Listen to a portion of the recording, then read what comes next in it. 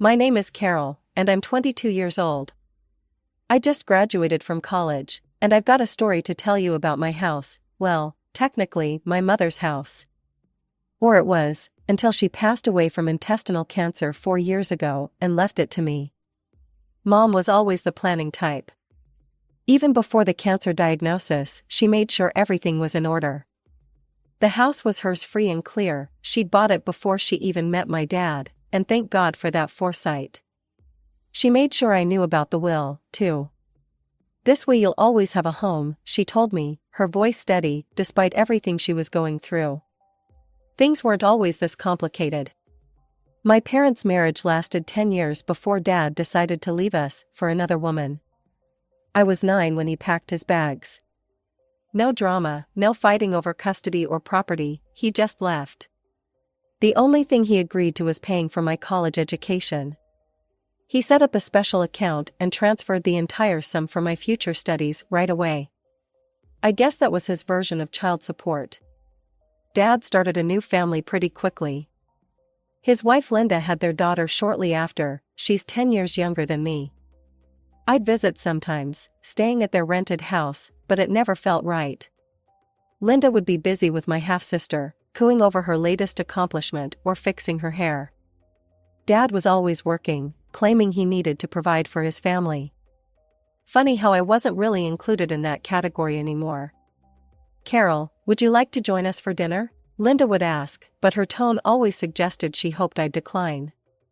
We kept things cordial though, exchanging birthday cards, holiday greetings, the occasional forced family dinner. It was all very proper and polite, in that uncomfortable way that makes your skin crawl. Mom made good money as a senior accountant, so when the cancer hit, she could focus entirely on treatment. I was 14 when we got the diagnosis. She quit her job immediately to focus on fighting the disease. For 4 years, we lived between hospital visits and treatment sessions. Mom never complained, not once. She just kept fighting, kept planning, kept making sure I would be okay. But cancer doesn't care about plans. I was 18 when she died, just weeks before I was supposed to leave for college in another state. The grief hit me hard, I could barely function. That's when Dad surprised me by actually stepping up. He, Linda, and my half-sister moved in temporarily to help me cope with the loss. I was too numb to question it at the time, too grateful for any support I could get. "We'll help you through this," Dad said, putting his arm around my shoulders. Linda nodded along, trying to look sympathetic while my half-sister explored what was now my house. By the end of summer, I was faced with a dilemma. College was starting in a few weeks, and I had no idea what to do with Mom's house, my house now. I couldn't bear the thought of selling it, but leaving it empty for 4 years didn't seem smart either. That's when Dad came up with his proposal over breakfast one morning. "Carol," he said, pushing his coffee mug aside, "I've been thinking. What if we stayed here? We'd pay all the bills, maintain the place. You wouldn't have to worry about anything while you're at school." I looked at Linda, who was making pancakes at the stove. She turned around and smiled. "It would be good for all of us," she added. "Sophie's already enrolled in the local school, and the house would be well taken care of." It made sense. During the 2 months they'd been staying with me, things had been surprisingly okay. Linda had stopped being so distant, and Sophie, my half-sister, had actually started treating me like a real sister instead of some stranger who showed up occasionally. So I agreed. Looking back, it seemed like the perfect solution. I packed up Mom's personal things, keeping what I wanted and storing the rest in the attic. I left for college feeling confident about my decision. Over the next 4 years, I came home during holidays and summer breaks. Those visits were nice, actually. Linda would cook these big welcome home dinners. "I made your favorite lasagna," she'd say, as if she'd always known my favorites. Sophie would drag me to her room to show me her latest artwork or tell me about school drama. During Christmas breaks, we'd all decorate the tree together. Dad would lift Sophie to put the star on top, while Linda and I argued good-naturedly about whether tinsel was tacky or classic.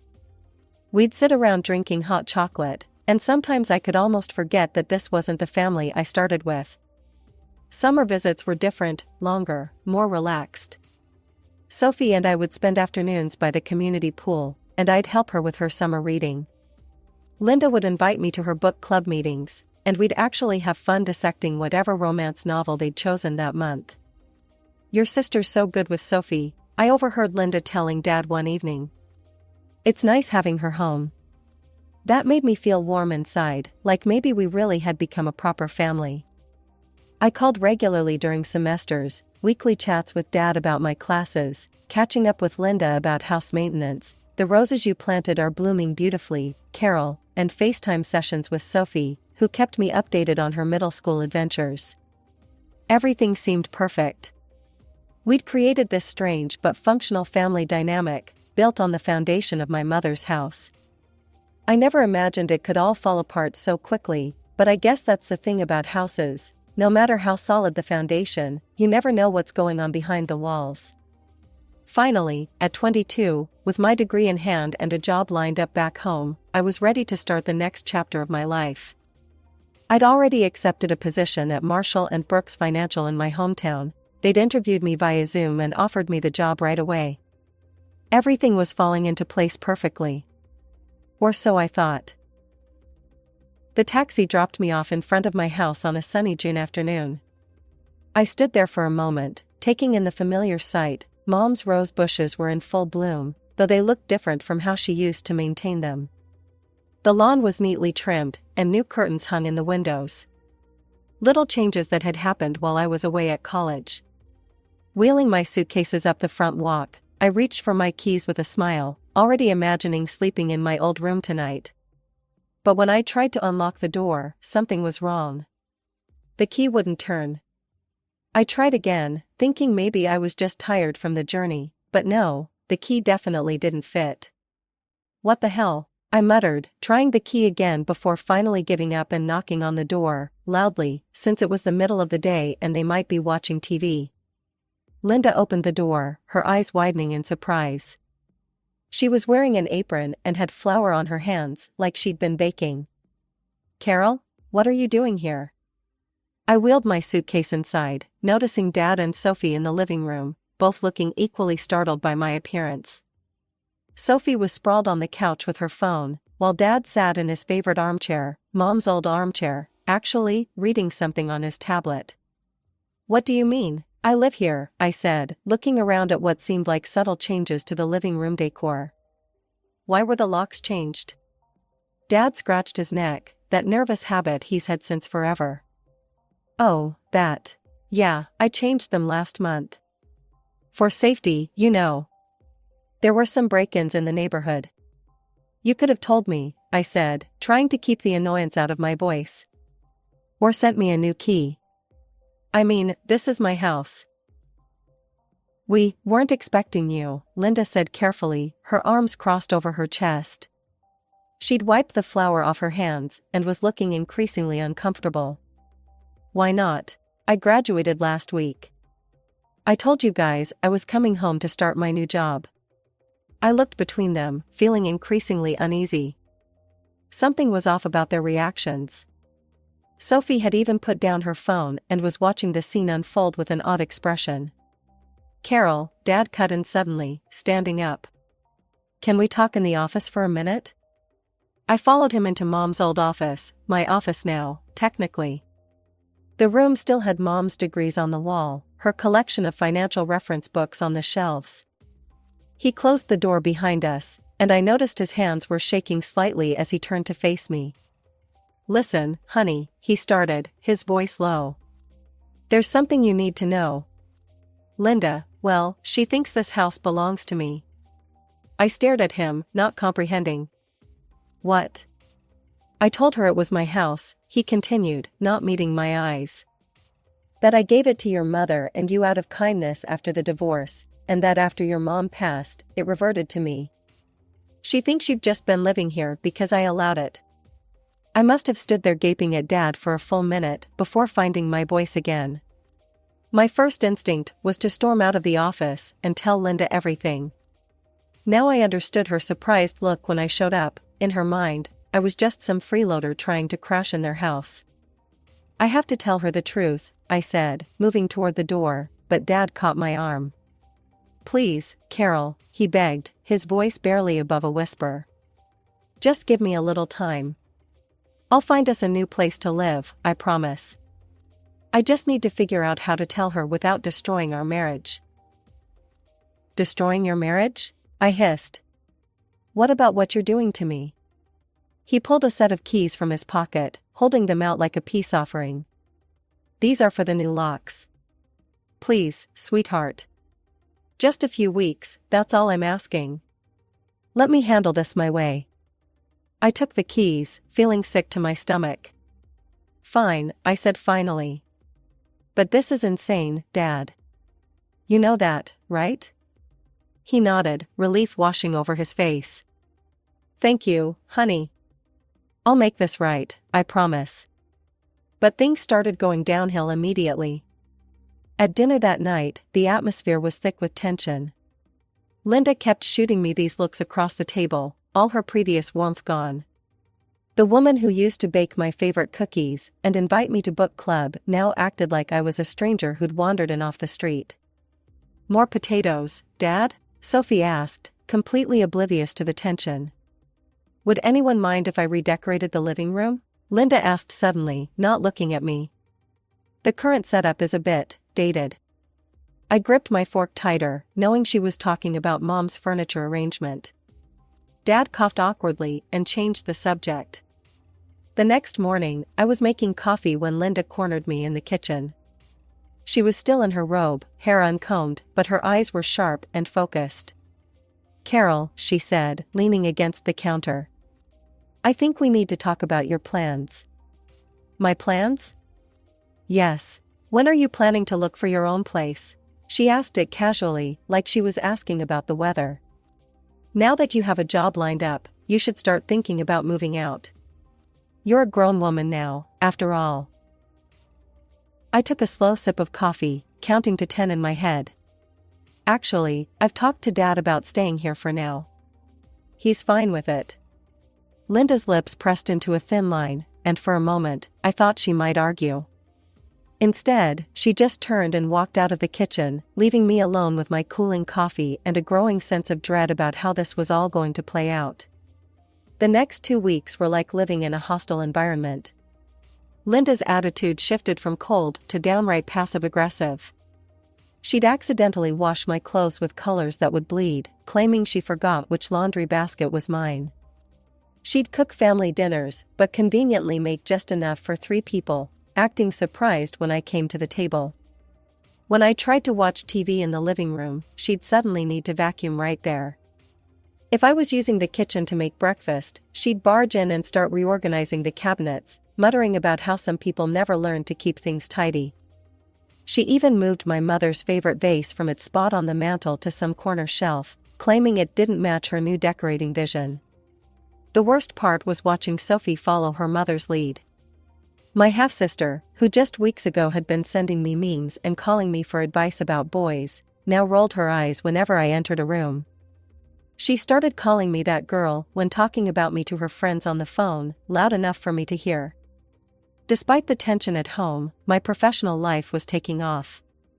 I visited Marshall and Brooks Financial, where they showed me my future workspace, a nice corner desk with a view of downtown.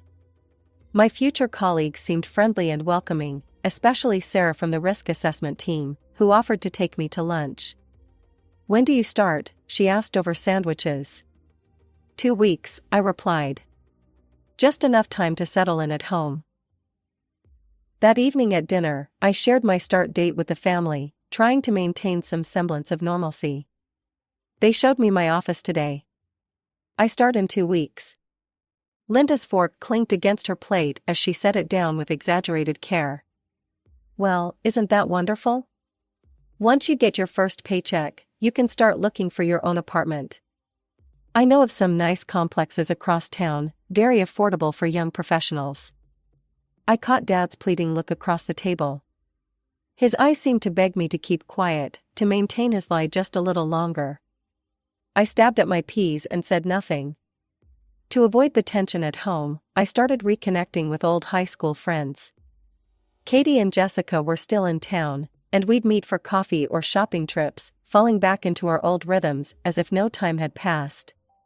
But coming home was always uncomfortable. I'd walk in and hear hushed conversations from the kitchen or living room that would stop abruptly when I appeared.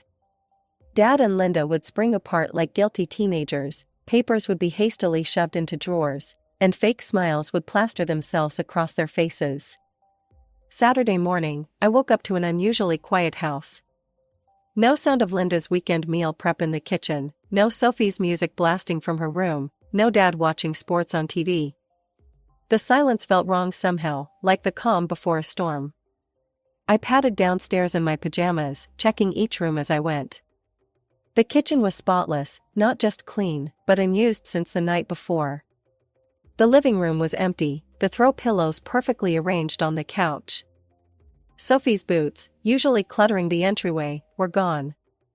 Even Dad's car wasn't in the driveway.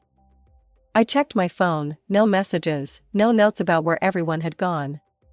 My first thought was that maybe they'd gone out for breakfast, but something felt off.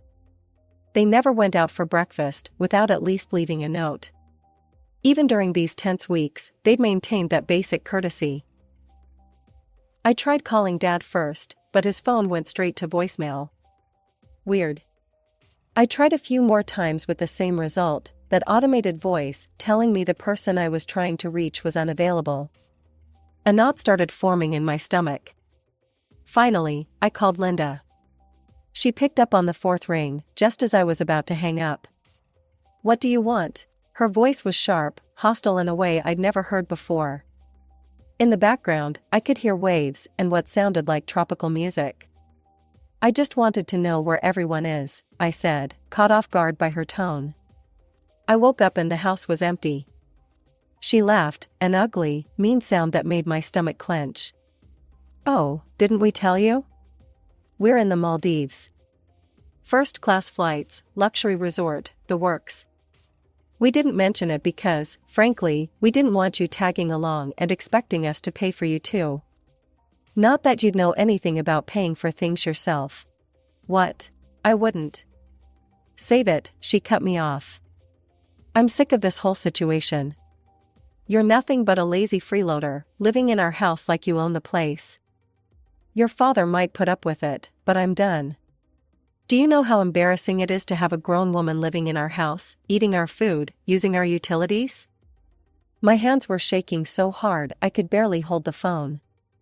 I sank into one of the kitchen chairs, my mother's chairs, actually, my legs suddenly too weak to hold me up. "Linda, No, you listen to me," she snarled. "Your father never loved you, you were just an obligation. He already wasted enough money on your college education, and now you're squatting in our house like some entitled princess. Well, I've had enough. Did you think you could just live here forever? Mooching off us while we work hard to maintain this home?" I could hear Sophie giggling in the background, and Dad's muffled voice saying something I couldn't make out. The betrayal felt like a physical blow. "When we get back," she continued, her voice dripping with venom, "I want you gone. Do you understand me? Pack your things and get out of our house.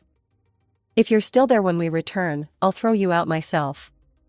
And trust me, I won't be gentle about it. I don't care where you go, live on the street for all I care. You're not our problem anymore. And don't bother trying to call your father. He agrees with me, he's just too weak to tell you himself. We've already blocked your number. Have a nice life, Carol. Or don't. I really couldn't care less." The line went dead. I sat in that kitchen for what felt like hours, fury slowly replacing shock. They were living in my house, the house my mother had worked for, had left to me, and they had the nerve to call me a freeloader? To try to throw me out? Well, I'd had enough of playing along with Dad's lies. I blocked their numbers on my phone, my hands still shaking, but now with anger rather than hurt. Then I started methodically going through the house, gathering their belongings. Linda's expensive clothes, Sophie's school stuff, Dad's golf clubs, everything went into boxes and suitcases. I worked through the entire Saturday, fueled by rage and bitter disappointment. By Sunday morning, I had their life packed up and stacked in the garage. I found a 24-hour locksmith who could come right away. He worked quickly, replacing the locks on all the doors. It cost a small fortune, but it was worth every penny. When he finished, I handed him my credit card, feeling a strange sense of satisfaction as I clutched the new keys. Monday morning, I started my new job at Marshall & Brooks. For 2 weeks, I threw myself into work, learning the ropes, making new friends, trying not to think about the confrontation I knew was coming. I kept their stuff in the garage, but I rearranged the house back to how Mom had it, removing every trace of Linda's decorating vision. Then came that Friday. I pulled into the driveway after work to find them standing there, Dad looking nervous, Linda red-faced with fury, and Sophie hanging back with a scowl. They must have just gotten back from their vacation. Their suitcases were still in their rental car. Linda started screaming before I even got out of my car. "How dare you change our locks? How dare you lock us out of our own house?" I walked calmly past them to unlock the door. Linda followed, still yelling. "We're calling the police. This is breaking and entering. This is our house." I turned to face them, something inside me finally snapping. "No, Linda, it's not your house. It never was. This house belongs to me. My mother bought it before she even met Dad. She left it to me in her will. The only reason you've been living here is because I allowed it, temporarily." Linda laughed, but it was an uncertain sound. She looked at Dad. "Tell her she's lying. Tell her this is our house." Dad wouldn't meet anyone's eyes. He just shrugged, his shoulders slumping. "She's telling the truth. The house, it was always hers." I watched as the truth sank in, as Linda's face transformed from rage to calculation in a matter of seconds. Her entire demeanor changed, like a switch had been flipped. "Oh, Carol, sweetheart," she said, forcing a laugh. "You didn't think I was serious on the phone, did you? I was just joking. You know how I can get sometimes. All that sun and those tropical cocktails went to my head." "Stop it," I said quietly, but she kept going. "We're family. Remember all those nice times we had? The book club meetings, the holiday dinners? We can have that again." She took a step toward me, arms outstretched like she was going to hug me. Dad jumped in then, his voice thick with emotion. "Princess, I'm so sorry. I know I handled this all wrong, but I love you. You're my daughter. Please, can't we work this out?" I looked at him, really looked at him. The father who left when I was 9. Who paid for my education but missed my life. Who lied about my house, my inheritance, my mother's legacy. Work what out, Dad? The fact that you lied to your wife about owning my house? Or the fact that you stood by while she planned to throw me out of it? Linda turned back to me with that fake smile. "Carol, let's be reasonable. We can all live here together. We'll pay rent." "No," I said firmly. "We can't. Your things are in the garage. Take them and leave." That's when Linda's mask cracked again. "You ungrateful little bitch. After everything we've done for you, you'd throw your own family out on the street?" I felt oddly calm as I replied, "You just spent what, $10,000 on a luxury vacation you deliberately hid from me? Pretty sure you can afford an apartment." "Carol, please," Dad tried again, reaching for my arm. "I know I messed up, but..." "No," I cut him off. "You didn't mess up, you lied. 4 years. You let your wife believe she owned my mother's house. You watched her try to redecorate it, rearrange it, erase every trace of Mom. And when she planned to throw me out, you said nothing." "I was going to tell her the truth," he protested. "When? After I was gone? After she'd finished making my house her home?" I shook my head.